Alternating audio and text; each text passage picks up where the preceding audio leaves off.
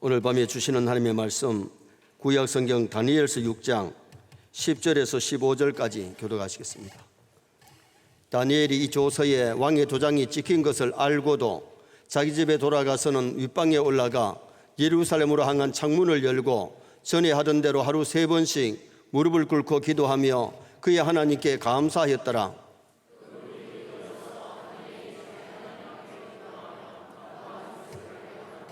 이에 그들이 나아가서 왕의 금령에 간하여 왕께 아뢰되 왕이여, 왕이 이미 금령에 왕의 도장을 찍어서 이제부터 30일 동안에는 누구든지 왕 외에 어떤 신에게나 사람에게 구하면 사자굴에 던져넣기로 하지 아니하였나이까 하니 왕이 대답하여 이르되 이 일이 확실하니 메대와 바사에 고치지 못하는 구련이라 하는지라.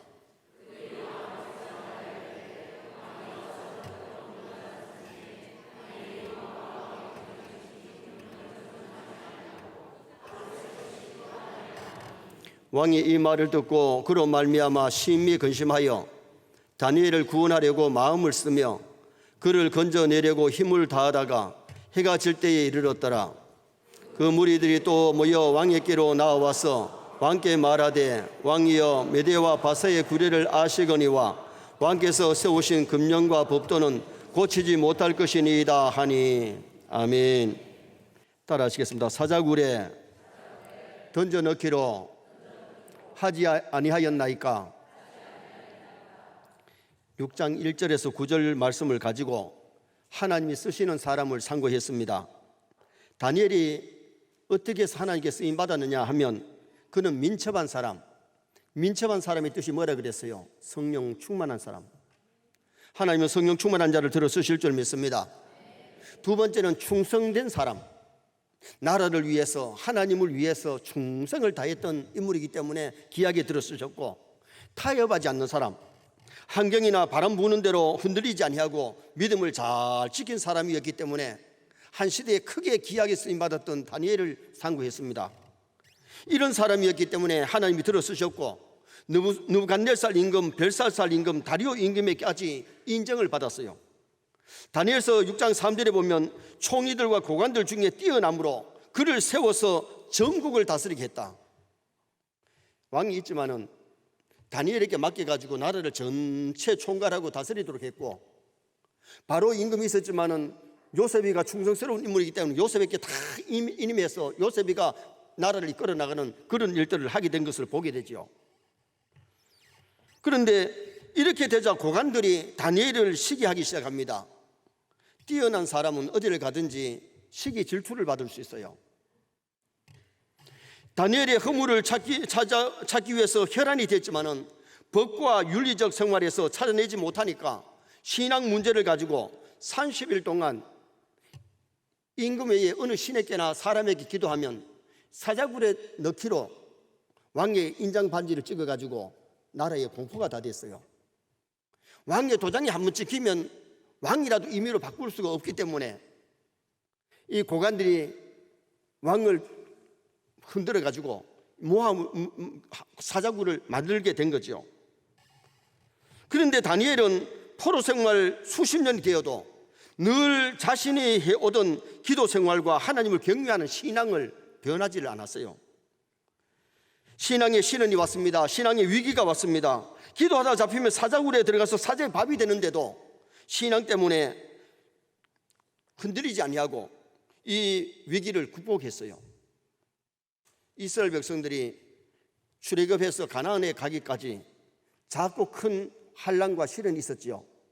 홍해의 시련, 암말렉의 시련, 마라의 시련, 르비딤의 시련, 여리고 앞에서의 시련이 있었어요. 그와 같이 오늘 또 우리가 신앙생활 잘하려고 할 때에 여러 가지 크고 작은 역경과 시련이 오는데 시련을 이길 수 있기를 주님의 이름으로 축원합니다. 그러면 어떻게 해야 시련을 우리가 이길 수 있느냐? 첫째는 하나님을 의지해야 시련을 이길 수 있습니다. 자, 11절 말씀 우리 다 같이 한번 읽으시겠습니다. 그 무리들이 모여서 다니엘이 자기 하나님 앞에 기도하며 간구하는 것을 발견하고, 왕의 엄명이 떨어졌는데도 하나님 앞에 기도하며 간구하는 것을 여기에 다니엘은 쉬지 않았어요. 그러므로 이것은 기도를 계속한 것은 인간을 의지하지 아니하고 자신이 믿는 하나님을 전적으로 의지하는 모습을 여기서 보여준 거지요. 위기를 당할 때에, 고난을 당할 때에, 시련을 당할 때에 사람을 통해서 해결하려고 하지 말고 하나님을 통하여 해결하는 성도가 되시기를 축원합니다. 믿음이 없으면 사람 찾아다니면서 사람 의지하고 사람 도움을 요청하고 물질 가지고 뭘 하려고 하는데, 진짜 믿음의 사람은 위기 앞에, 시련 앞에 하나님 앞에 내놓고 문제를 해결하려고 노력하면 하나님이 해결해 주시는 역사가 일어나게 되는 겁니다.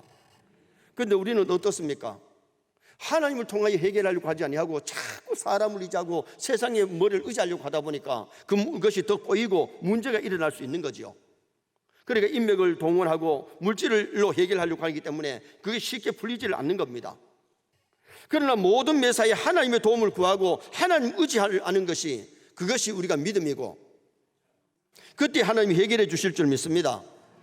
그래서 시편 146편 3절에서 보면 방백들을 의지하지 말고 도울 힘이 없는 인생도 의지하지 말지니 그 호흡이 끊어지면 흙으로 돌아가서 당일에 그 도모가 소멸하리로다.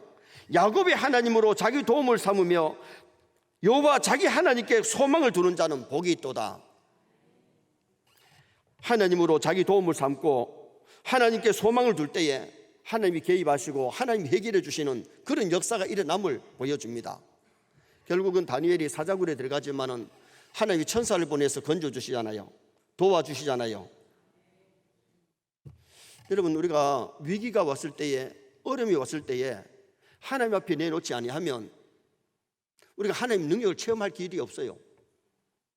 시련이 왔을 때, 환난이 왔을 때, 위기가 왔을 때에 하나님 앞에 내놓고 하나님 의지할 때에 하나님이 개입하시고 하나님이 도와주시는 그런 아름다운 역사가 일어나게 되는 겁니다. 김진홍 목사님이 청계천 활빈교회를 개척해서 선교할 때에 박정희 대통령 시절에 정치범으로 몰려가지고 감방에 들어가게 됐어요. 감방에 들어가서 또 여러 사람들에게 복음을 전하다 보니까 감방에 독방에 들어가게 됐는데, 여러 사람이 있는 곳에는 그래도 따뜻함이 있고 훈훈함이 있는데 독방에 들어가니까 너무 춥더랍니다. 앉아도 춥고 누워도 춥고 뭐 일어서서 막 뛰어도 너무너무 추워가지고 죽겠더라는 거죠. 그때 목사님이 성경에서 불을 찾았대요. 하늘에서 불이 내려와 불을 찾아보고 구름기둥 불기둥 찾아보고, 그러면서 엘리야가 기도할 때에 막 불이 임한 것. 그래서 불을 찾는데 이상한 현상이 일어난 것은 불이 난 것도 아니고 난로를 피워준 것도 아니고 속옷을 입은 것도 아니고, 그런데 따뜻함을 느끼면서 눈물이 주르르 흘러내리는데, 그때 그 목사님이 성령의 불이 자기에게 임하니까 추운 감방이 춥지를 아니하고 따뜻함을 느끼더라니.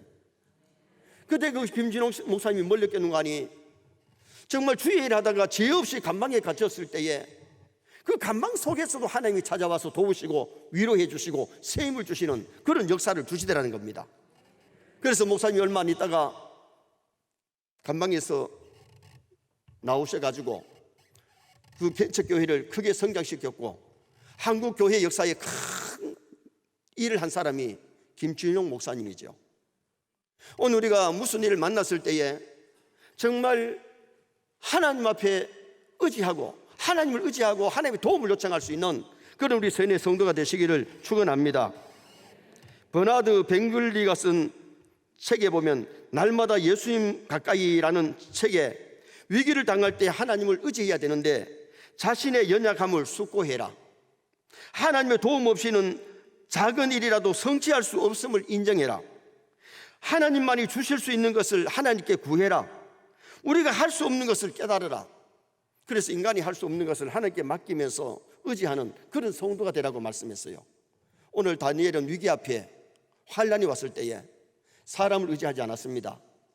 절대자 하나님을 의지했습니다. 선의 성도들이 어떤 일을 만나든지 하나님을 의지하심으로 시련을 극복하고 이기시기를 주님의 이름으로 축원합니다.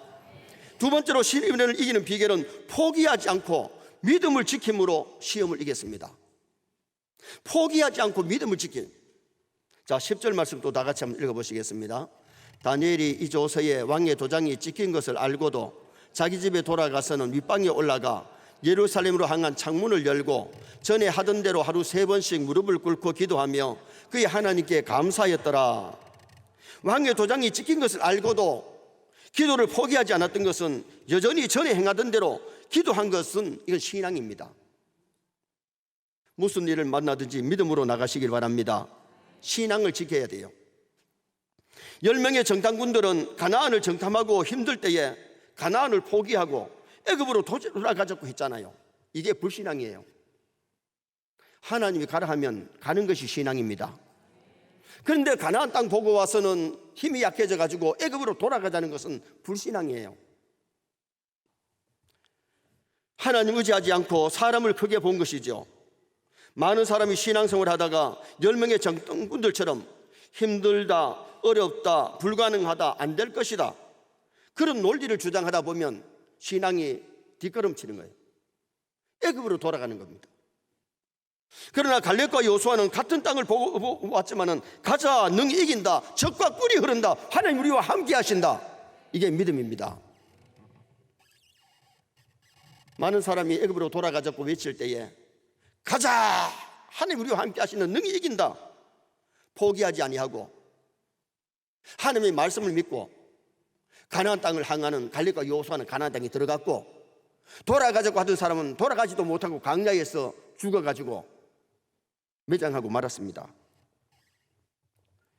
하나님 우리와 함께 하시면, 이 말은 하나님을 바라보는 믿음의 눈을 뜬 거지요. 쉽게 포기하지 않았습니다. 낭망하지 않았습니다.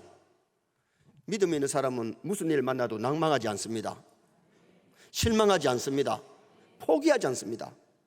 7.8기 7번 넘어져도 8번 일어나는 것이 이게 믿음의 사람입니다. 우리는 어려운 상황에서 원망하고 불평할 것이 아니라 정말 믿음으로 인내하면서 감사하시길 바랍니다. 다니엘은 하루 3번씩 그 하나님께 감사했더라.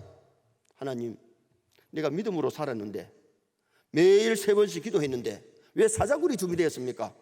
사자굴 준비됐다고 원망하고 불평한 것이 아니라 그 환경 속에서도 포기하지 아니하고 감사하면서 기도하면서 믿음을 지켜나가는 이 다니엘, 우리는 다니엘의 신앙을 배워야 됩니다.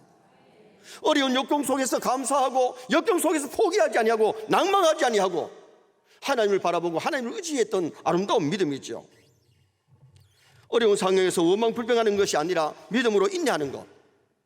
욥이 큰 환난을 만나고 시련을 만났지만은 욥은 주신 자도 여호와시요 취하신 자도 하나님이시기 때문에 하나님을 찬송하고 하나님께 감사하면서 원망 불평하지 않았어요. 그러나 욥의 아내는 어땠습니까? 하나님 욕하고 죽으라고 도망가 버렸잖아요. 같은 환경 속에서도 감사하고 믿음을 지키는 사람이 있는가 하면, 같은 환경 속에서 원망하고 불평하고 신앙이 좌절하는 그런 사람도 있다는 겁니다. 미국의 한 청년의 얘기입니다. 어느 날 갑자기 한 청년이 교통사고를 당해서 다리 하나를 잃게 되었어요. 2다리를 가지고 살기도 힘드는데 한 다리를 가지고 살려니까 얼마나 힘이 들겠습니까? 그런데 조금 후에 자기 생각을 바꾸었습니다.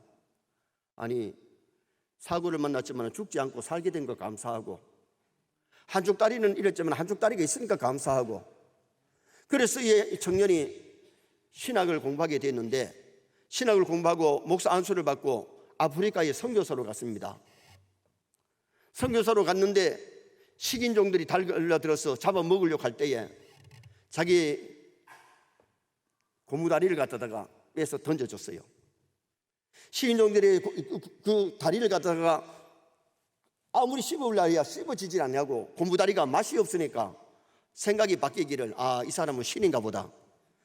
그래가지고는 생각을 바꾸어서 이 사람이 시키는 대로 하게 되었고, 그 사람들이 복음을 받아들이고 예수 기도를 믿게 되는 역사가 일어났다는 겁니다.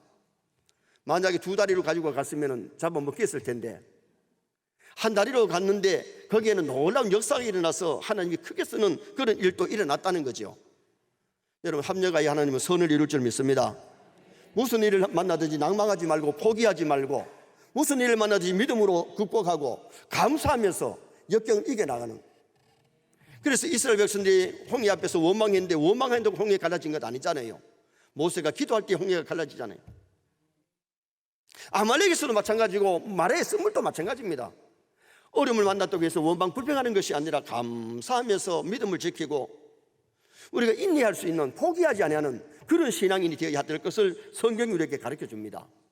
마지막 세 번째로 기도함으로 시련을 이겼습니다. 자, 13절 말씀도 다 같이 한번 읽으시겠습니다. 13절.